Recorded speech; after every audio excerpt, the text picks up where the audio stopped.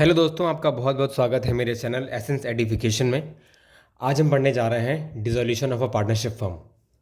हमने partnership chapter में almost 5 to 6 chapter हैं, जिसमें मेनली हमने ये सीखा था कि पार्टनरशिप बिजनेस कहाँ की अकाउंटिंग हम कैसे करते हैं। शुरू में हमने सीखा कि फंडामेंटल चैप्टर में कि पार्टनरशिप की अकाउंटिंग कैसे होती है। इसमें मतलब इनिशियली हमने वो बनाना सीखा, पीएल प्रिपरेशन अकाउंट, फिर पार्टनर्स कैपिटल अकाउंट। अब फिर हम इसके बाद धीरे धीरे हम आगे बढ़े और हमने सीखा चेंज इन पीएसआर होता है तो कैसे पार्टनरशिप की ट्रीटमेंट करते हैं। फिर हमने एडमिशन सीखा। फिर अब इसके बाद फिर हमने रिटायरमेंट सीखा एंड डेथ सीखा। अब ये हम सीखने जा रहे हैं आज dissolution of partnership firm. Dissolution of partnership firm last chapter है आपके पार्टनरशिप पार्ट का। सो डिसोल्यूशन का मतलब क्या होता है? डिसोल्यूशन का मतलब होता है termination of a partnership business. Termination of a partnership business, इसके दो टाइप्स होते हैं मेनली डिसोल्यूशन के। ओके, टर्मिनेशन मतलब end, we are ending the partnership. तो हम आज सीखने जाएंगे, तो हम इस चैप्टर में सीखेंगे कि डिसोल्यूशन कैसे करते हैं, पार्टनरशिप बिजनेस का एंड में क्या अकाउंटिंग होती है वो हम सीखने जा रहे हैं। डिसोल्यूशन के दो टाइप्स होते हैं मेनली। मेनली होता है dissolution of a partnership deed और एग्रीमेंट। आपको पता ही होगा कि पार्टनरशिप डीड क्या होती है। एंड दूसरा पार्ट होता है dissolution of a partnership firm. Partnership deed क्या होती है? पार्टनरशिप डीड मतलब एग्रीमेंट होता है। हमने जो हम पुरानी जो अकाउंटिंग कर सीख रहे थे, जब एडमिशन होता है तब हम कुछ नए अकाउंट्स बनाते हैं, या चेंज इन पीएसआर होता है तो हम जो अकाउंट्स बनाते हैं, जो ट्रीटमेंट करते हैं, जो एडजस्टमेंट्स करते हैं, वो होता है, वो तब होता है वो जब हम dissolution of a partnership deed कर रहे होते हैं, एग्रीमेंट कर रहे होते हैं। मतलब पुराना एग्रीमेंट जो है एंड हो गया होता है और हम नया एग्रीमेंट बनाते हैं तो उसके लिए कुछ एडजस्टमेंट होते हैं। लेकिन आप यहाँ ध्यान दीजिएगा, इसमें हम कभी ये नहीं बात करते कि हमारी पार्टनरशिप एंड होने जा रही है। हम आगे बिजनेस कंटिन्यू हो रहा होता है, भले ही चेंजेस आ रहे होते हैं कुछ, लेकिन बिजनेस कंटिन्यू हो रहा होता है। और जो दूसरा पार्ट होता है डिसोल्यूशन ऑफ पार्टनरशिप फर्म, इसका मतलब होता है कि पार्टनरशिप एंड हो जाना, मतलब बिजनेस एंड हो जाना। बिजनेस एंड हो जाना मतलब इसमें आप आगे बिजनेस नहीं करोगे। इसकी अकाउंटिंग डिफरेंट होती है और इसकी अकाउंटिंग डिफरेंट होती है। हमने इसमें अकाउंटिंग सीखी है। एडमिशन भी एक डिसोल्यूशन ऑफ पार्टनरशिप एग्रीमेंट है, या रिटायरमेंट भी डिसोल्यूशन ऑफ पार्टनरशिप एग्रीमेंट है या डीड है। तो इसमें हम क्या अकाउंटिंग करते हैं हमने सीखा है प्रीवियसली। और लेकिन आज हम सीखने जा रहे हैं कि डिसोल्यूशन ऑफ पार्टनरशिप जब फर्म होती है, फर्म मतलब ग्रुप ऑफ पीपल जब होती है, तो उसमें क्या अकाउंटिंग होती है, तो उसमें हम सीखने जा रहे हैं। तो बहुत सारे केसेस होते हैं डिसोल्यूशन ऑफ पार्टनरशिप का, मैंने आपको बता ही दिया। डिसोल्यूशन ऑफ पार्टनरशिप के डिफरेंट टाइप मतलब केसेस होते हैं, क्या होते हैं। तो ये देखिए, ये बुक है डी के गोयल वाली, आप ये बुक रेफर कर सकते हैं। आप मेरी वीडियो के साथ ये बुक रेफर करेंगे तो ये सिंगल सोर्स होगा। आई डोंट थिंक फिर इसके बाद आपको किसी कोचिंग की ज़रूरत पड़ेगी।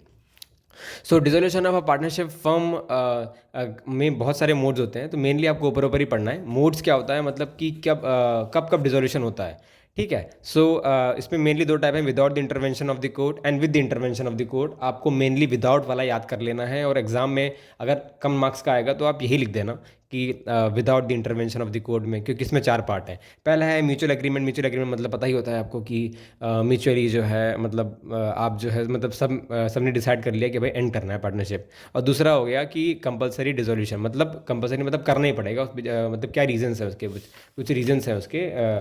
तो 2 रीजंस हैं इसमें मेंशन है आपके बुक में कि ये मतलब व्हेन ऑल द पार्ट मतलब all when all but one partner of the firm become insolvent, मतलब इंसॉल्वेंट हो जाए, या और फिर दूसरा रीजन लिखा है अनलॉफुल बिजनेस हो जाए।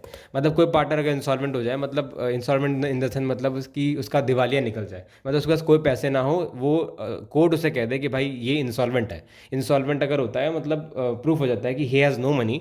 सो अब जब उसके पास पैसे नहीं तो बिजनेस कैसे कर सकता है, तो इसलिए जो है मतलब पार्टनरशिप बिजनेस को आपको एंड करना पड़ेगा। दूसरा है कि अगर आपका फर्म लॉ मतलब आपका जो बिजनेस है वो अनलॉफुल हो जाए। फॉर एग्जांपल आपका पान मसाले का बिजनेस है और सरकार ने कहा कि भाई अगले साल से या नेक्स्ट मंथ से पूरा 100% बैन लग रहा है इंडिया में पान मसाले का। सो बिजनेस भी फिर अनलॉफुल हो गया ना। तो इसलिए अगर बिजनेस अगर अनलॉफुल हो जाए तो आपको डिसॉल्व करना पड़ेगा। ये सब कंपलसरी में आ गए। और फिर थर्ड पॉइंट है आपका on happening of an event. देखो इसमें सेक्शंस भी मेंशनड है, सेक्शन मेंशनड है, और आप देख रहे हो कि सीबीएसई अब एमसीक्यूज इंक्लूड कर रही है। सो अगर हो पाए, अगर आपके पास टाइम बच जाए, तो आप सेक्शंस जो है हल्के ऊपर ऊपर याद कर लेना कि भाई यहाँ पढ़ के जाना कि इनकेस अगर आ गया तो आप कर पाओ, ठीक है। ऑन द इंसॉल्व अब देख रहे हैं on happening of an event. Event मतलब क्या क्या इवेंट हो जाए, देखो इंसॉल्वेंसी एक इवेंट है, दूसरा डेथ ऑफ अ पार्टनर एक इवेंट है, ये भी हो जाए तो भी डिसोल्यूशन करना पड़ेगा। अच्छा आप देख रहे हो डेथ ऑफ अ पार्टनर, तो डेथ ऑफ पार्टनर हमने पढ़ा था ना कि भाई partnership deed, dissolution of partnership deed या एग्रीमेंट हो रहा है। हाँ, तो हो सकता है कि आप देख रहे होगे कि देखो कि इसमें दोनों हो सकता है। मतलब अगर मान लो किसी पार्टनर की डेथ हो जाए और पुराना पार्टनर चाहता है कि मतलब बाकी पार्टनर चाहते हैं कि पार्टनरशिप बिजनेस को कंटिन्यू करना, तो डेथ के बाद वो अकाउंटिंग ट्रीटमेंट कर लेंगे, जैसे एडजस्टमेंट्स कर लेंगे, इसके बाद वो मतलब कंटिन्यू कर सकते हैं, उन्होंने डिजॉल्व नहीं किया। लेकिन एक और ये भी हो सकता है कि मान लो वो मेन पार्टनर है और उसकी डेथ हो जाए, तो सब सारे पार्टनर डिसाइड कर ले कि भाई अब एंड करनी है पार्टनरशिप, तो ये भी डिसोल्यूशन का एक रीज़न हो सकता है, death of partner. On fulfilment of an object for which the firm was formed, मतलब फर्म कोई ऑब्जेक्ट अगर पूरा हो जाए पार्टनरशिप बिजनेस का, मान लो कोई प्रोजेक्ट लिया था उसके लिए पार्टनरशिप फॉर्म की थी, वो प्रोजेक्ट पूरा हो जाए, तो वो होता है क्या बोलते हैं, ये वो भी एक इवेंट पूरा हो गया, सो डिसोल्यूशन आगे हम मतलब फिर फर्म क्लोज हो जाएगी। On the expiry of a period, अगर मान लो किसी पीरियड के लिए फॉर्म की थी पार्टनरशिप जो कि एंड कर रहे हैं, तो वो होता है आपका, तो भी आप डिसोल्यूशन कर सकते हो। अब by notice, by notice when the duration of the partnership firm is not fixed and it is at will, any partner by giving notice to other partners can dissolve the firm। मतलब क्या होता है कि भाई notice दे दिया कि हमें and करनी है बिजनेस को, सबको नोटिस दे दिया कि एंड करनी है, तो और सब ने नोटिस एक्सेप्ट कर ली और फिर पार्टनरशिप बिजनेस एंड हो जाएगा। तो ये मेन 4 रीज़न है। और विदाउट फिर by order of the court आप पढ़ सकते हैं इसमें कि आप वैसे मतलब बहुत ईजी हैं, अगर आप रीड करेंगे तो आपको समझ में आ जाएगा। सो ये सब मोड्स थे, देखो मेनली 2 मोड्स हैं, बाय मेनली आपके by without the intervention of the court and with intervention of the court. तो फिर आपको मेनली ऐसे पढ़ लेना है, आपको उसको रीड कर लेना है, बहुत ईजी है, एग्जाम में हमेशा आता है क्वेश्चन, तो ध्यान दीजिएगा, इससे पढ़ना बहुत ज़रूरी है। अब अगले नेक्स्ट हम टॉपिक सीखने जा रहे हैं कि सेटलमेंट कैसे होता है। मतलब जैसे अब भैया बिजनेस एंड हो रहा है ना, बिजनेस एंड हो रहा है मतलब क्या, चीज़ें बिकेंगी, असेट्स बिकेंगे, लाइबिलिटी पे ऑफ होगी, यही होगा ना। तो पैसे आएंगे पैसे जाएंगे, तो कैसे पैसे आने जाने हैं या सेटलमेंट मनी का कैसे होना है वो हम सीखते हैं, ठीक है। सेटलमेंट कैसे होगा, ठीक है, सेटलमेंट कैसे होगा। सेटलमेंट में अगर मान लेते हैं कि लॉस हो गया, या मान लेते हैं कि पहले आप देखते हैं कि चलिए प्रॉफिट हुआ, ठीक है, सेल हुई, मतलब प्रॉफिट हुआ, हमने मशीनरी बेची या प्लांट एंड मशीनरी, मान लेते हैं हमने प्लांट एंड मशीनरी का सेल किया। भाई सेल करोगे तो पैसे आएंगे, अब पैसे आएंगे तो पैसे पहले कहाँ इस्तेमाल करें, ये जो पैसे आएंगे पैसे का यूटिलाइजेशन कैसे करना है, इसका मैं सीक्वेंस आपको बता देता हूँ, ठीक है। तो पैसे आएंगे तो सबसे पहले हम क्या पे ऑफ करेंगे, भाई दूसरों का जो हमारी लाइबिलिटी है, तो पहले हम आउटसाइड लाइबिलिटी पे ऑफ करेंगे, पहले हम आउटसाइड लाइबिलिटी पे ऑफ करेंगे, फॉलोड बाय देन फिर हम पे ऑफ करेंगे लोन बाय पार्टनर। पहले आउटसाइड लाइबिलिटी पे ऑफ करेंगे, मतलब कि कोई आउटसाइड लाइबिलिटी, एग्जांपल दे दो, जैसे बैंक लोन ले लिया, वो एक आउटसाइड लाइबिलिटी है, ठीक है। क्रेडिटर्स हैं, वो भी एक आउटसाइड लाइबिलिटी है। बिल्स पेबल है, वो भी एक आउटसाइड लाइबिलिटी है। तो वो सब पहले पे ऑफ करेंगे, क्यों, क्योंकि भैया आउटसाइड दूसरों का पैसा पहले देंगे ना। इसके बाद फर्म मतलब पार्टनर से लोन लिया है, तो वो भी एक आउटसाइड लाइबिलिटी है, लेकिन उसकी वैल्यू कम होती है भैया। ऐसे इसमें ये कंसिडर कर रहे हैं कि क्या बोलते हैं कि पहले आपका जो है इंपॉर्टेंस इसकी ज़्यादा है आउटसाइडर्स की, फिर इसके बाद आपका लोन इंपॉर्टेंट है। तो तो पहले आउटसाइड लाइबिलिटी पे ऑफ करेंगे, फिर लोन अगर पार्टनर ने दिया है फर्म को, loan by partner to the firm, ठीक है, फिर हम ये पे ऑफ करेंगे जो पैसे मिल रहे हैं। इसके बाद हम पार्टनर की कैपिटल रिटर्न करेंगे, भाई पार्टनर की कैपिटल क्यों रिटर्न कर रहे हैं, अरे पार्टनर की कैपिटल भी एक इनसाइड लाइबिलिटी होती है। अगर हम वो आप ये क्यों ऐसा होता है, क्योंकि हम एक बिजनेस एंटिटी प्रिंसिपल फॉलो करते हैं जो जो कहती है कि the owners and the business they both are separate. So इसलिए जो है इसको इंटरनल लाइबिलिटी भी कहते हैं पार्टनर कैपिटल की। अब बिजनेस बिक रहा है तो भैया सारा पे ऑफ करने के बाद उन्होंने जो पूंजी लगाई वो वापस करोगे ना, तो इसलिए जो है पार्टनर कैपिटल हम रिटर्न करेंगे। इसके बाद फिर हम क्या करेंगे, इसके बाद जो भी पैसे बचते हैं वो हम प्रॉफिट शेयरिंग रेशियो में डिस्ट्रीब्यूट कर देंगे पार्टनर्स को, ठीक है। पीएसआर में, इन पीएसआर हम पैसा बांट देंगे पार्टनर्स को। ये तो हो गई ये तो हो गई अगर पैसे आएंगे तो, ठीक है। अगर मान लेते हैं कि लॉस हो गया, मतलब इन केस की बिजनेस में पैसे नहीं है, लाइबिलिटी बहुत ज़्यादा है, तो लाइबिलिटी पे ऑफ कैसे करेंगे, ठीक है। लाइबिलिटी कैसे पे ऑफ करेंगे हम, लाइबिलिटी पे ऑफ कैसे करेंगे, इसका भी सीक्वेंस समझ लेते हैं। ये सीक्वेंस आपको आगे काम आएगा, क्यों बता रहे हैं, सीक्वेंस आगे इसलिए काम आएगा जब हम क्वेश्चंस लगाएंगे, सो उसमें ये आपको काम आएगा। सो लाइबिलिटी पे ऑफ हम कैसे करेंगे, लाइबिलिटी पे ऑफ करने के लिए पहले लाइबिलिटी अगर हम पे ऑफ करेंगे प्रॉफिट से, हमारे पास प्रॉफिट्स है तो पहले हम प्रॉफिट से लाइबिलिटी पे ऑफ करेंगे।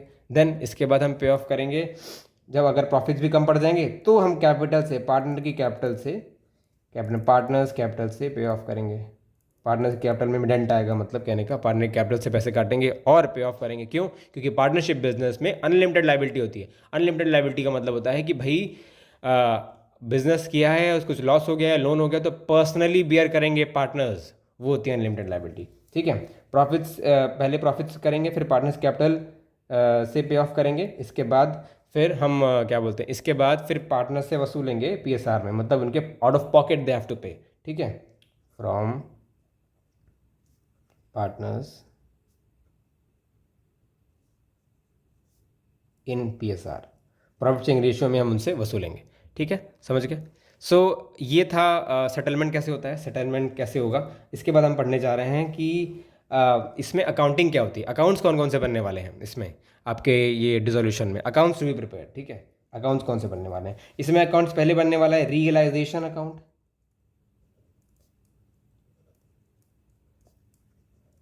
दूसरा बनेगा आपका इसमें पार्टनर्स लोन अकाउंट,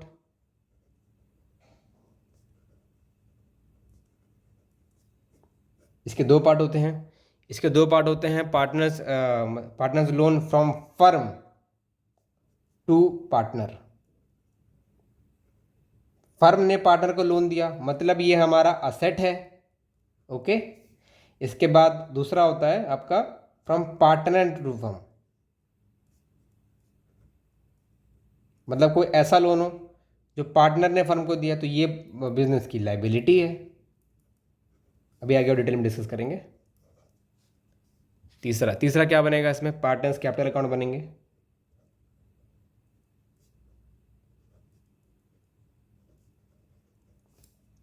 चौथा बनेगा कैश या फिर बैंक अकाउंट। इतने अकाउंटिंग होगी इसमें, इतने अकाउंट्स बनेंगे। सो पहले हम जानते हैं कि रियलाइजेशन अकाउंट में क्या होगा, रियलाइजेशन क्या अकाउंट क्या होता है। आपके बुक में जर्नल एंट्री मेंशन्ड है स्टार्टिंग में ही, तो हम पहले कॉन्सेप्ट समझेंगे इसका। सो रियलाइजेशन अकाउंट क्या होता है? रियलाइजेशन अकाउंट एक नॉमिनल अकाउंट है, पहली बात तो ये एक नॉमिनल अकाउंट है। और नॉमिनल अकाउंट के रूल क्या होते हैं आपको पता है? नॉमिनल अकाउंट का मतलब होता है कि रूल जो इसमें जो फॉलो होता है, गोल्डन रूल होता है कि डेबिट और एक्सपेंसेस लॉसेस एंड क्रेडिट और इनकम्स एंड गेन्स। मतलब कहने का रियलाइजेशन अकाउंट को हम डेबिट करेंगे अगर कोई एक्सपेंस होगा एंड क्रेडिट करेंगे अगर कोई इनकम होगा। लेकिन इसमें भी ये एकदम हार्डकोर ऐसे रूल नहीं फॉलो होता। हम इसमें आपको एक फॉर्मेट बना करके दिखाते हैं, फिर आपको डिटेल में समझ में आएगा। सो पहले हम इसमें डायरेक्टली फॉर्मेट से ही स्टार्ट करेंगे कि रियलाइजेशन अकाउंट में कैसे उसका फॉर्मेट बनाते हैं। फिर इसके बाद हम इसमें जर्नल एंट्री का लॉजिक समझेंगे, कैसे कैसे पास हो रही है, नियम कैसे फॉलो हो रहा है।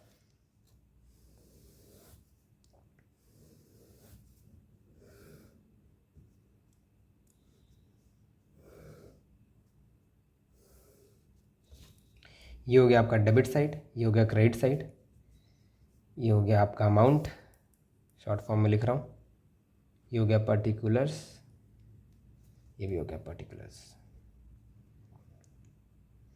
देखो, रियलाइजेशन अकाउंट एक डिसोल्यूशन प्रोसेस कंप्लीट करने के लिए अकाउंट बनाया जाता है। सो रियलाइजेशन अकाउंट में हम क्या करते हैं कि सारे बैलेंसेस ट्रांसफ़र कर देते हैं, असेट का भी बैलेंस, लाइबिलिटी का भी बैलेंस ट्रांसफ़र कर देते हैं। सो असेट का जनरली बैलेंस होता कैसा है, क्या होता है असेट का बैलेंस? अब जब कभी असेट खरीदते हो तो क्या एंट्री करते हो? असेट खरीदते हो, मशीनरी मान लो असेट खरीदते, machinery account debited to capital account, to cash account या टू क्रेडिटर, है ना, ये एंट्री पास करते हो। तो टू कैश अकाउंट करते हो, मशीनरी डेबिट करो, तो मतलब मशीनरी का हमेशा असेट का बैलेंस डेबिट होता है एंड सिमिलरली लायबिलिटी का बैलेंस क्रेडिट होता है। तो अगर हम वो असेट को क्लोज कर रहे हैं, असेट को बंद कर रहे हैं और उसे रियलाइजेशन अकाउंट में लेकर के जा रहे हैं, तो हमको असेट को क्या करना पड़ेगा?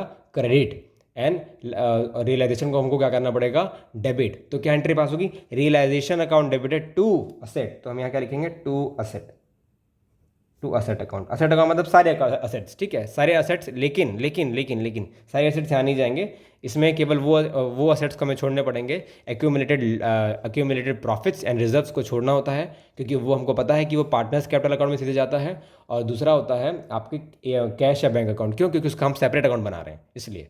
ठीक है, सो यहाँ पे असेट्स जाएंगे, उसमें स्टार लगा हुआ है, कौन कौन से असेट पता है, ठीक है। And accumulated profits and reserves को छोड़ करके। एक्यूमुलेटेड प्रॉफिट एंड रिजर्व्स कौन कौन से होते हैं? एक्यूमुलेटेड प्रॉफिट जैसे मान लेते हैं कि जनरल रिजर्व हो गया, पीएल का डेबिट क्रेडिट बैलेंस हो गया, ये सब चीज़ें। और प्रोविजन भी हो गया आपका, प्रोविजन मतलब प्रोविजन्स भी यहाँ नहीं है, मतलब जाते हैं इस तरफ, इसके साथ इंक्लूड नहीं होते हैं। बाकी जो असेट्स रह जाते हैं जैसे मशीनरी हो गया आपका, मशीनरी हो गया, और आपका जैसे फर्नीचर हो गया, बिल्डिंग हो गया, ये सब यहाँ जाएगा। ठीक है, ट्रांसफ़र हो गया सारा असेट्स। ठीक है, अगला हम इसी तरह लाइबिलिटी ट्रांसफ़र करेंगे। लाइबिलिटी ट्रांसफ़र करने की एंट्री क्या होगी? सिंस लाइबिलिटी का क्रेडिट बैलेंस होता है तो लाइबिलिटी को हम डेबिट करेंगे। Liability account debited to realisation. Realisation क्या होगा? रियलाइजेशन को क्रेडिट हो रहा है तो बाय लाइबिलिटी लिखेंगे, बाय लाइबिलिटीज। ठीक है, इसमें कुछ नहीं, इसमें सारी लाइबिलिटीज जाती हैं। ठीक है, अब नेक्स्ट हम क्या करेंगे इसमें? अब जो है हम इसमें अगला करेंगे प्रोविजंस। ठीक है, बाय प्रोविजन, क्योंकि हमने देखा है कि असेट से रिलेटेड प्रोविजन भी रहते हैं, जैसे provision for depreciation. Provision for depreciation को भी हम यहाँ पे ट्रांसफर करते हैं। तो प्रोविजन फॉर डेप्रिसिएशन का बैलेंस क्या होता है? प्रोविजन फॉर डेप्रिसिएशन का बैलेंस होता है क्रेडिट, तो उसको हम ट्रांसफर करके यहाँ लेकर के आ रहे हैं रियलाइजेशन में, तो हम उससे क्या करेंगे? डेबिट, मतलब रियलाइजेशन को तो उसे डेबिट करेंगे। तो प्रोविजन को हमने डेबिट किया, रियलाइजेशन को हमने क्रेडिट किया, तो यहाँ चला गया। ठीक है, अब इसके बाद क्या होता है अगला? जैसे प्रोविजन में क्या क्या आ जाएंगे? मेनली प्रोविजन फॉर डेप्रिसिएशन आ जाएगा, प्रोविजन फॉर क्या बोलते हैं आपका, प्रोविजन फॉर डॉटफुल डेट्स आ जाएगा। ये सब एग्जांपल्स हैं इसके, है ना। अब आगे हम इसके बाद क्या होगा? सारे बैलेंसेस यहाँ ट्रांसफर हो गए। अब आपको असेट और लाइबिलिटी को कोई इंडिविजुअल डेबिट क्रेडिट नहीं करना है। ठीक है, अब रियलाइजेशन के नाम पे सारी होंगी। सो अब क्या होगा? अब इसमें हम असेट्स बेचेंगे, असेट्स को बेचेंगे तो पैसे आएंगे, पैसे आएंगे तो क्या एंट्री होगी? रियल अकाउंट का रूल है, debit what comes in bank account debited. अब पैसे कहाँ जाएंगे? रियलाइजेशन अकाउंट में जाएंगे, तो bank account debited to realisation, तो पैसे आ रहे हैं। Debit what comes in, realisation क्या हो रहा है? क्रेडिट हो रहा है, तो रियलाइजेशन के क्रेडिट साइड क्या लिखेंगे? By bank, bank account debited by bank account. ठीक है, तो बाय बैंक लिखेंगे हम इसमें हमें असेट रियलाइज हो रहा है, असेट का पैसा रियलाइज हो रहा है। ठीक है, जितने भी असेट का पैसा मिले वही वो अमाउंट लिख देंगे, जो भी टोटल होता है आपका। जिसमें नहीं मिलेंगे नहीं लिखेंगे उसका।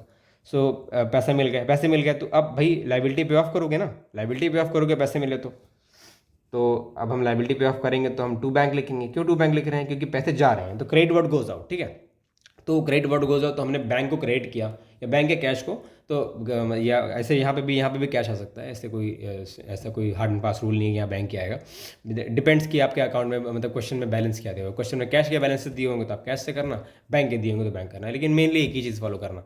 सो अब आगे आपकी लाइबिलिटी पे ऑफ कर रहे हैं, तो लाइबिलिटी पे ऑफ करेंगे तो realisation account debited to bank करेंगे, क्योंकि credit what goes out realisation ही पे ऑफ करेगा, क्योंकि यही रिस्पॉन्सिबल अकाउंट।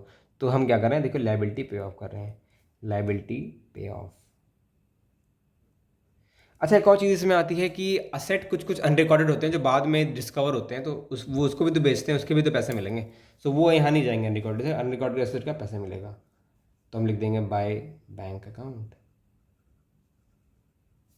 ये अनरिकॉर्डेड एसेट, उसकी सेल हुई अनरिकॉर्डेड एसेट की, है ना, तो वो यहाँ लिखेंगे। दूसरा हो रहा है कि टू बैंक, अनरिकॉर्डेड लाइबिलिटी भी तो हो सकती है, तो उसकी भी पे ऑफ करना पड़ेगा, अनरिकॉर्डेड लाइबिलिटी पे ऑफ। ठीक है, फिर अगला होता है कि इसमें अगला और भी चीज़ें होती हैं इसमें। अगली जैसे हम रियलाइजेशन कराने के कुछ एक्सपेंसेस लगते हैं, उसका भी हम ट्रीटमेंट सीखेंगे, बहुत सारी एंट्री उसमें होती हैं। तो जनरली अगर तो फर्म पे कर रही हो तो फर्म का एक्सपेंस होता है, तो एक्सपेंस कुछ हो रहा है, अगर आप कुछ पैसे पे कर रहे हो तो आपका बैंक से या कैश से पैसा जा रहा है, तो क्रेडिट व्हाट गोज आउट, तो हम बैंक कैश को डेबिट करेंगे, मतलब हम क्रेडिट करेंगे। सो तो टू बैंक यहाँ लिखेंगे, टू बैंक लिखेंगे, और पे कौन करेगा? रियलाइजेशन ही करेगा, क्योंकि वो सबका मतलब प्रोसेस कंप्लीट करा रहा है, सब रिस्पॉन्सिबल हैं इसके। तो टू बैंक कर देंगे, टू बैंक, ये आपका रियलाइजेशन एक्सपेंस। ओके, तो ये एक्सपेंस हो गया, मतलब realisation account debited to bank, ये एंट्री पास हो गई।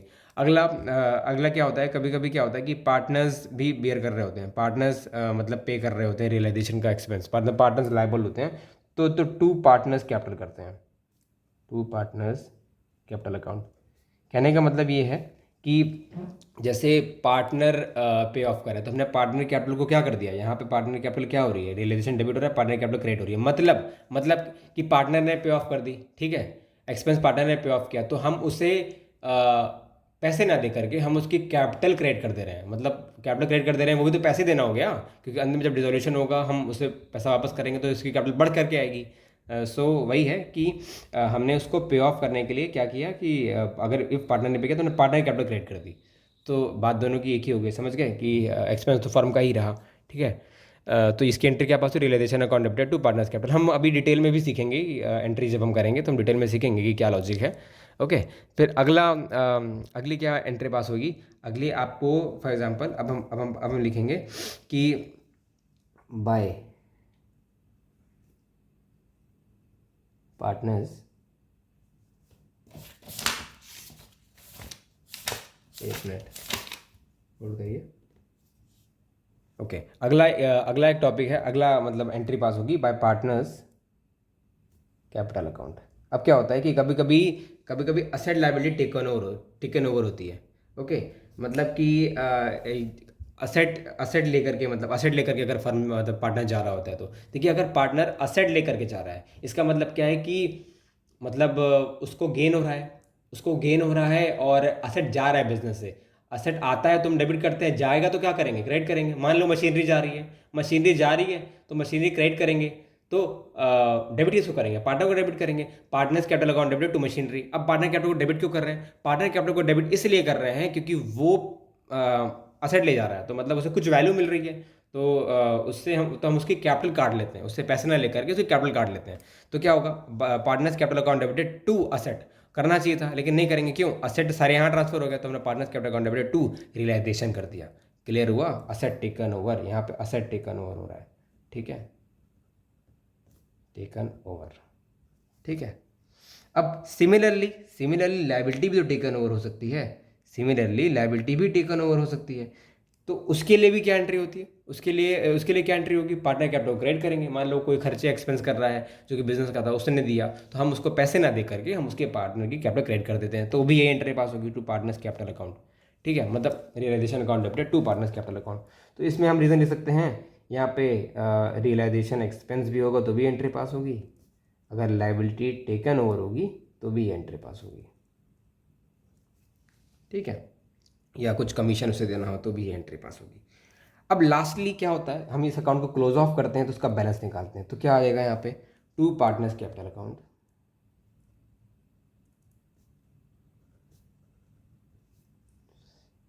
जिसे हम करते हैं balancing figure, bye partners capital account balancing figure in the sense कि मतलब दोनों में से एक बैलेंस आएगा। ओके, दोनों में से एक बैलेंस आएगा। इफ़ इन केस क्या बोलते हैं, प्रॉफिट होगा, मतलब ये वाला साइड जो है ज़्यादा होगा एंड ये वाला साइड छोटा पड़ेगा, तो फिर यहाँ पे जो बैलेंस अगर आता है, बैलेंस अगर यहाँ आता है तो वो प्रॉफिट होगा। ओके। एंड अगर आपका बैलेंस अगर यहाँ पे अगर ये ज़्यादा होता है, अगर ये वाला बैलेंस अगर बैलेंसिंग फिगर यहाँ पे आ रहा है, तो वो आपका लॉस होगा। जो भी होगा वो ट्रांसफ़र कहाँ होगा, वो ट्रांसफ़र होगा आपके पार्टनर्स कैपिटल अकाउंट में। अगर आपका जो है लॉस होता है, तो अगर आपका जैसे प्रॉफिट होता है, मान लेते हैं दो पार्टनर्स हैं, प्रॉफिट होता है आपको, ये आपका पार्टनर्स कैपिटल अकाउंट। सो अगर आपको प्रॉफिट होगा तो वो यहाँ लिखेंगे बाय रियलाइजेशन प्रॉफिट, और अगर लॉस होता है तो फिर हम कहाँ लिखेंगे, टू रियलाइजेशन लॉस। हम आगे सीखेंगे अगले वीडियो में कि कैसे बनाते हैं आपका partners capital account and cash या बैंक अकाउंट, और हम जर्नल एंट्री भी डिटेल में सीखेंगे। Thank you.